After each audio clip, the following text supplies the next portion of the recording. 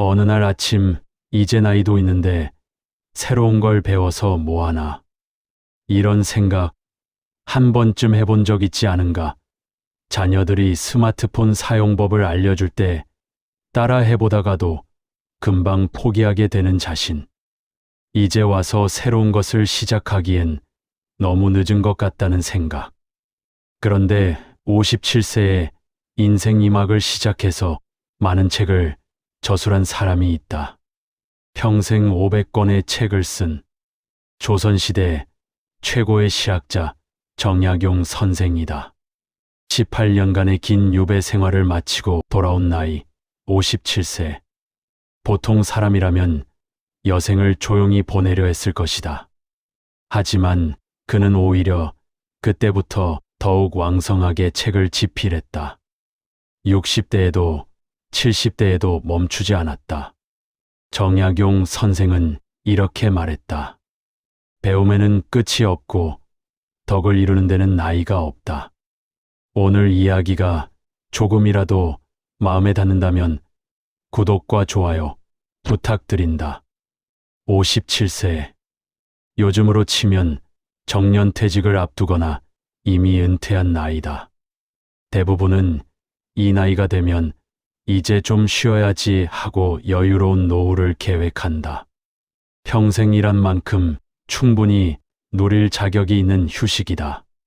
하지만 정약용 선생에게 57세는 끝이 아니라 새로운 시작이었다. 1818년 정약용은 전라도 강진에서의 18년 유배 생활을 마치고 고향 마제로 돌아왔다. 39세에 시작된 유배 생활은 그를 가족과 떨어뜨렸고 벼슬도 명예도 모두 잃게 만들었다. 유배지에서의 삶은 고단했다. 추운 겨울에도 제대로 된 난방 하나 없는 작은 방. 먹을 것도 변변치 않았다. 그럼에도 그는 그 시간을 허투루 보내지 않았다. 유배 기간 동안 집중적으로 학문을 연구했고 목민심서, 경세우표 같은 중요한 저술들의 기초를 다졌다. 놀라운 것은 유배에서 풀려난 후였다. 보통 사람이라면 이제 고생 끝났으니 편히 지내자고 생각할 법한데 정약용은 오히려 더 바빠졌다. 57세부터 75세까지 인생의 마지막 18년 동안 그는 가장 완성도 높은 저술들을 남겼다. 이 모든 것이 57세 이후에 이루어졌다는 게 놀랍다. 젊을 때의 에너지도 아니고 한창 일할 나이의 체력도 아니다. 하지만 정약용에게는 젊은이들이 갖지 못한 것이 있었다. 바로 경험과 통찰이었다. 18년간의 유배 생활은 고통이었지만 동시에 깊이 사유할 수 있는 시간이기도 했다. 세상의 부조리를 직접 경험하고 백성들의 삶을 가까이에서 관찰하고 자신의 학문이 현실에서 어떻게 작동해야 하는지 깨닫는 시간. 57세에 돌아왔을 때 그는 단순히 책을 쓰는 학자가 아니라 세상을 바꾸고 싶어 하는 실천가가 되어 있었다. 여러분들도 마찬가지다. 지금까지 살아온 세월, 직장에서의 경험, 가정에서의 경험, 사회에서 겪은 수많은 일들 모두 헛되지 않다. 그 위에 새로운 배움이 더해질 때 그것은 젊은이들의 배움보다 훨씬 더 깊고 의미 있는 것이 될 수 있다. 배움은 인생 후반부에 오히려 더 깊어진다. 정약용 선생이 몸소 증명한 진리다. 나이는 배움의 장애물이 아니라 배움을 더 풍성하게 만드는 자산이다. 500권이 넘는 책. 상상이 되는가? 한 권의 책을 쓰는 것도 보통 일이 아닌데 평생 500권이라니. 그것도 대충 쓴 책이 아니라 하나하나가 깊이 있는 연구와 사색의 결과물이다. 많은 사람들이 오해한다. 정약용의 500여 권 저술이 모두 유배 시절에 쓰였다고 생각하는 것이다. 물론 유배 18년 동안 엄청난 양의 집필이 이루어진 것은 사실이다. 하지만 그것은 전체 저술의 일부일 뿐이다. 정약용의 저술은 젊었을 때부터 시작되어 중년의 관직 생활 중에도, 유배 시절에도, 그리고 유배 이후 말년까지 평생에 걸쳐 이루어진 축적의 결과다. 핵심은 매일이었다. 정약용은 단 하루도 배움을 멈추지 않았다. 바쁜 날에도, 피곤한 날에도, 아픈 날에도 조금씩이라도 책을 읽고 글을 썼다. 새벽에 일어나 먼저 경전을 읽고, 낮에는 실용학문을 연구하고, 저녁에는 하루를 정리하며 단상을 기록했다. 이 루틴은 어떤 상황에서도 깨지지 않았다. 특히 인상적인 것은 그의 자투리 시간 활용법이다. 유배지에서 제자들을 가르치는 중간중간에도, 밥을 먹고 잠깐 쉬는 시간에도 그는 늘 무언가를 적었다. 갑자기 떠오른 생각, 읽다가 발견한 의문점, 제자의 질문에 답하며 정리된 개념들. 이 모든 것이 나중에 책의 재료가 되었다. 작은 시간도 모으면 큰 강이 된다는 그의 말처럼. 노자의 도덕경에 이런 구절이 있다. 배우는 자는 날마다 더한다. 정약용은 바로 이 말을 평생 실천한 사람이었다. 날마다 조금씩 더하는 것. 오늘 한 페이지, 내일 한 페이지, 모레 한 페이지. 그렇게 쌓인 것이 결국 500권이 되었다. 그의 일기와 서신을 보면 이런 내용들이 나온다. 오늘은 주역 2개를 공부했다. 오늘은 농사에 관한 책 한 장을 정리했다. 오늘은 제자에게 편지를 쓰며 예법에 대해 가르쳤다. 하루하루가 거창하지 않다. 그저 그날 할 수 있는 만큼만 했다. 하지만 그것이 쌓여서 거대한 산이 되었다. 배움은 속도가 아니라 방향이고, 방향보다 중요한 것은 지속성이다. 하루에 1시간씩 1년을 공부하면 365시간이다. 2년이면 730시간, 10년이면 3650시간이다. 많은 시니어들이 새로운 것을 배우려 할 때 완벽주의에 갇힌다. 한 번에 다 이해하려 하고, 한 번에 다 외우려 하고, 한 번에 완벽하게 되려고 한다. 그러다가 잘 안 되면 역시 나이 들어서 안 되나 봐 하고 포기한다. 하지만 젊은 사람들도 한 번에 다 되지 않는다. 차이가 있다면 젊은 사람들은 조금씩 나아지는 것에 만족하고 완벽을 요구하지 않는다는 것뿐이다. 정약용 선생도 처음부터 완벽하지 않았다. 그의 초기 저술들을 보면 미숙한 부분들이 많다. 하지만 그는 멈추지 않았다. 쓰고, 고치고, 다시 쓰고, 또 고쳤다. 같은 주제를 10년 후에 다시 쓰기도 했고, 20년 후에 또 수정하기도 했다. 그 과정에서 그의 사상은 점점 깊어졌고, 글은 점점 명료해졌다. 정약용 선생이 500권을 쓸 수 있었던 비밀은 특별한 재능이 아니었다. 매일 조금씩, 꾸준히, 이 세 단어가 전부였다.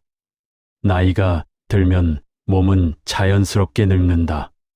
이것은 누구도 피할 수 없는 자연의 법칙이다.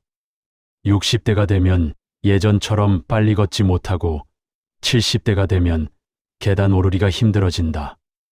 눈도 침침해지고 귀도 잘 안 들린다. 아, 나도 이제 늙었구나 하는 생각에 기운이 빠진다. 하지만 정약용 선생은 이렇게 말했다. 몸은 늙어도 마음까지 늙을 필요는 없다. 그리고 그 마음을 젊게 유지하는 가장 확실한 방법이 바로 배움이라고 했다. 정약용의 삶을 보면 놀라운 점이 있다. 나이가 들수록 그의 사유가 더 깊어졌다는 것이다. 젊었을 때는 주로 경전을 연구하고 유학 이론을 공부했다면 중년 이후에는 점점 실용적인 학문으로 방향을 틀었다. 그리고 말년으로 갈수록 그의 학문은 더욱 구체적이고 현실적이 되었다. 목민심서를 보면 지방관리가 해야 할 일을 48개 항목으로 나누어 아주 세밀하게 설명한다. 백성에게 세금을 거둘 때는 이렇게 하라. 재판을 할 때는 이런 점을 주의하라. 흉년이 들었을 때는 이렇게 대처하라. 책을 읽다 보면 마치 옆에서 선배 관리가 직접 가르쳐 주는 것 같다. 이런 구체성은 어디서 나왔을까? 바로 경험에서 나왔다. 정약용은 젊었을 때 여러 관직을 거쳤다. 암행어사로 지방을 돌며 백성들의 실상을 보기도 했고, 직접 지방 관리로 일하며 행정 업무를 처리하기도 했다. 그리고 유배 생활 18년 동안에는 권력을 잃은 처지에서 오히려 백성의 입장이 되어 세상을 바라볼 수 있었다. 이 모든 경험이 쌓여서 말년에 그는 단순히 책 속 지식을 아는 학자가 아니라 세상 돌아가는 이치를 꿰뚫어 보는 지혜로운 사람이 되었다. 정약용의 학문이 말년에 가장 빛났던 이유는 오랜 세월 쌓인 경험과 사색이 더해졌기 때문이다. 정약용 선생은 70대 중반까지 책을 쓰고 제자를 가르쳤다. 몸은 분명 노쇠했을 것이다. 하지만 그의 마음과 정신은 여전히 젊었다. 새로운 생각을 하고 새로운 글을 쓰고 새로운 제자들과 토론했다. 그것이 가능했던 이유는 그가 평생 배움을 멈추지 않았기 때문이다. 배우는 사람은 항상 새롭다. 어제보다 오늘 조금 더 알게 되고 오늘보다 내일 조금 더 나아진다. 이런 성장의 기쁨을 느끼는 사람은 결코 늙지 않는다. 책장을 가득 채운 책들. 하지만 한 번도 펼쳐보지 않은 책들. 언젠가 읽어야지 하고 사놓은 책, 나중에 공부해야지 하고 다운받은 강의, 시간 나면 해봐야지 하고 메모해둔 것들. 하지만 대부분 실행되지 않는다. 배움이 행동과 연결되지 않기 때문이다. 정약용 선생의 배움은 달랐다. 그의 모든 공부는 써먹기 위한 공부였다. 책을 읽으면 반드시 실천 방법을 고민했고, 이론을 배우면 현실에 어떻게 적용할지 생각했다. 그래서 그의 저술들은 단순한 학문서가 아니라 실용 매뉴얼에 가까웠다. 목민심서를 다시 보자. 이 책은 지방 관리를 위한 지침서다. 하지만 내용을 보면 추상적인 이론이 아니라 구체적인 행동 지침으로 가득하다. 부임하면 첫날에 이것을 하라. 백성을 만날 때는 이런 태도를 취하라. 장부를 정리할 때는 이렇게 하라. 한 문장 한 문장이 모두 실천 가능한 내용이다. 정약용은 배움이 현실 문제를 해결하지 못하면 무용지물이라고 생각했다. 당시 많은 학자들은 주자하게 이론을 달달 외우고 논쟁하는 데 몰두했다. 인간의 본성이 선한가 악한가, 이와 기는 무엇인가? 물론 중요한 질문들이다. 하지만 정약용은 질문했다. 그래서 백성의 삶이 나아지는가? 그래서 나라가 부강해지는가? 그의 답은 아니다였다. 아무리 고상한 이론도 백성의 배를 채워주지 못하고 아무리 깊은 철학도 부정부패를 막지 못한다. 진정한 학문은 세상을 변화시키는 학문이어야 한다. 이것이 실학, 즉 실질적인 학문이었다. 정약용의 이런 태도는 그의 인생 전체에서 드러난다. 젊었을 때 암행어사로 나가서는 백성들의 고충을 직접 듣고 기록했다. 관직에 있을 때는 수원 화성 건설에 참여하며 과학적인 기중기를 고안했다. 이론만 아는 학자였다면 불가능한 일이다. 그는 배운 것을 즉시 현장에 적용했다. 유배지에서도 마찬가지였다. 강진의 가난한 백성들을 보며 그는 농사법 개선에 대해 연구했다. 어떻게 하면 같은 땅에서 더 많은 수확을 올릴 수 있을까? 어떻게 하면 가뭄과 홍수에 대비할 수 있을까? 그리고 그 연구 결과를 책으로 정리했다. 단순히 이론을 쓴 것이 아니라 직접 실험하고 관찰한 내용을 기록했다. 어떤 사람들은 이렇게 말한다. 완벽하게 배운 다음에 해야지. 하지만 그런 완벽한 때는 오지 않는다. 정약용 선생도 처음부터 완벽하지 않았다.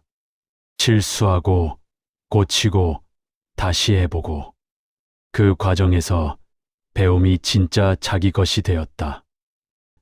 직접 해보면 손과 몸이 기억한다. 한 번 익히면 잘 잊어버리지 않는다. 정약용의 배움이 500권의 책으로 이어진 것도 같은 이유다. 그는 배운 것을 항상 글로 썼다. 쓰는 행위 자체가 배움을 정리하고 자기 것으로 만드는 과정이었다. 정약용 선생은 배움을 통해 자신의 사명을 찾았다. 유배 생활이라는 고난 속에서도 그는 나는 무엇을 해야 하는가를 끊임없이 고민했다. 그리고 답을 찾았다. 백성을 위한 실용적인 학문을 남기는 것. 그것이 그의 사명이었고 평생의 배움은 그 사명을 이루기 위한 과정이었다. 배움은 행동을 바꾸고 행동은 삶을 바꾼다. 정약용 선생이 몸소 보여준 진리다.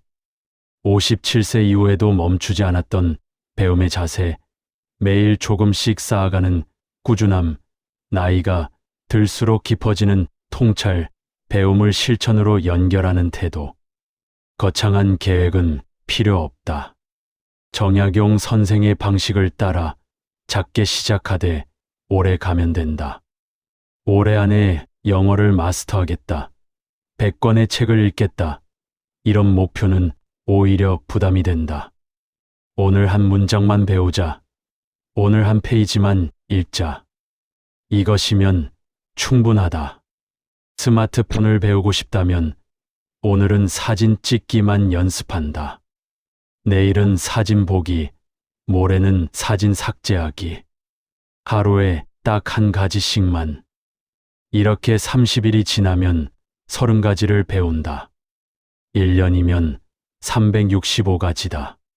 책을 읽고 싶다면 매일 밤 자기 전 10분만 읽는다. 한 페이지든 2페이지든 상관없다. 중요한 것은 매일이다. 10분씩 1년이면 60시간이 넘는다. 이 정도면 얇은 책 서너 권은 충분히 읽을 수 있다. 정약용 선생도 이렇게 했다. 하루에 조금씩, 하지만 매일. 그렇게 쌓인 것이 500권이 되었다. 배우기만 하고 쓰지 않으면 금방 잊어버린다. 하지만 즉시 써보면 몸이 기억한다. 운동을 시작한다면 처음부터 1시간씩 하려고 하지 말고 10분부터 시작한다. 책을 읽는다면 두꺼운 책부터 도전하지 말고 얇은 책부터 시작한다. 중요한 것은 지속성이다. 한 번에 많이 하고 지쳐서 그만두는 것보다 조금씩이라도 오래 하는 것이 낫다. 정약용 선생이 평생 배움을 이어갈 수 있었던 비결도 여기에 있다. 무리하지 않고 자신의 페이스대로, 하지만 멈추지 않고. 혼자 하면 쉽게 지친다. 하지만 함께하면 힘이 난다. 배우고 싶은 것이 있다면 주변에 같이 할 사람을 찾아보면 좋다. 부부가 함께해도 좋고, 친구와 함께해도 좋고, 동네 모임에 참여해도 좋다. 함께하면 즐거움이 배가 된다. 서로 격려하고 경험을 나누고 때로는 경쟁도 하면서 성장한다. 정약용 선생도 제자들과 함께 공부했다. 가르치면서 배우고 배우면서 가르쳤다. 그 과정에서 학문은 더 깊어지고 기쁨은 더 커졌다. 새로운 것을 배우면 당연히 실수한다. 처음부터 잘하는 사람은 없다. 괜찮다. 그것이 배움의 과정이다. 정약용 선생도 처음 쓴 글들은 미숙했다. 하지만 쓰고 고치고 다시 쓰면서 점점 나아졌다. 실패를 통해 무엇이 안 되는지 알고 다음에는 더 잘할 수 있게 된다. 실수해도 자책하지 않으면 된다. 오, 이건 이렇게 하면 안 되는구나. 다음엔 다르게 해봐야지. 이런 태도가 있으면 모든 실패가 배움이 된다. 남과 비교하지 않으면 된다. 누군가는 빨리 배울 수 있다. 젊은 사람들은 특히 그렇다. 하지만 그게 뭐가 중요한가? 천천히 가도 괜찮다. 중요한 것은 멈추지 않는 것이다. 오늘 한 가지만 해보면 된다. 무엇이든 좋다. 스마트폰 기능 하나 익히기, 책 한 페이지 읽기, 10분 산책하기. 딱 한 가지. 그것이 인생 두 번째 전성기의 시작이다. 정약용 선생은 57세에 유배에서 풀려나 다시 시작했다. 그리고 75세까지 18년 동안 가장 빛나는 업적을 남겼다. 그의 삶이 말한다. 지금이 너무 늦은 것은 아니라고. 오히려 지금이 가장 좋은 시기라고. 지금까지 살아온 경험이 있기 때문이다. 그 경험이 배움을 더 깊고 의미 있게 만든다. 20대의 배움과 60대의 배움은 다르다. 어느 것이 더 나은 것이 아니라 다른 것이다. 그리고 60대의 배움은 60대만이 할 수 있는 깊이가 있다. 당신의 두 번째 전성기는 지금부터 시작될 수 있다. 정약용 선생이 57세부터 시작했듯이 지금부터 시작할 수 있다. 나이는 숫자일 뿐이다. 중요한 것은 지금 이 순간 배우고자 하는 마음이다. 하루가 저물어 갈 때 정약용 선생은 매일 저녁 하루를 정리하며 이렇게 자문했다고 한다. 오늘 나는 무엇을 배웠는가? 오늘 나는 조금이라도 나아졌는가? 그리고 다음 날 아침이면 다시 책상 앞에 앉아 붓을 들었다. 75세까지 그는 단 하루도 이 루틴을 멈추지 않았다. 오늘 저녁 스스로에게 물어보면 된다. 오늘 나는 무엇을 배웠는가? 답이 없어도 괜찮다. 오늘은 아무것도 배우지 못했다 해도 내일이 있다. 내일 아침 눈을 뜨면 또 하루가 주어진다. 그 하루 동안 무엇이든 하나는 배울 수 있다. 작은 것이라도. 정약용 선생은 또 이런 말도 남겼다. 배움은 끝이 없다. 그것이 인생의 슬픔이 아니라 기쁨이다. 배울 것이 남아 있다는 것은 아직 성장할 여지가 있다는 뜻이다. 아직 발견하지 못한 즐거움이 있다는 뜻이다. 아직 만나지 못한 새로운 자신이 있다는 뜻이다. 매일 조금씩 새로워지는 것. 그것이 배움의 본질이고 인생의 의미다. 내일 아침 작은 기대를 품고 눈을 뜨면 좋겠다. 오늘은 무엇을 배워볼까? 하는 설렘과 함께 당신의 두 번째 전성기는 지금 시작된다. 매일 조금씩 그 작은 배움이 모여 결국 인생의 가장 아름다운 장을 만들 것이다.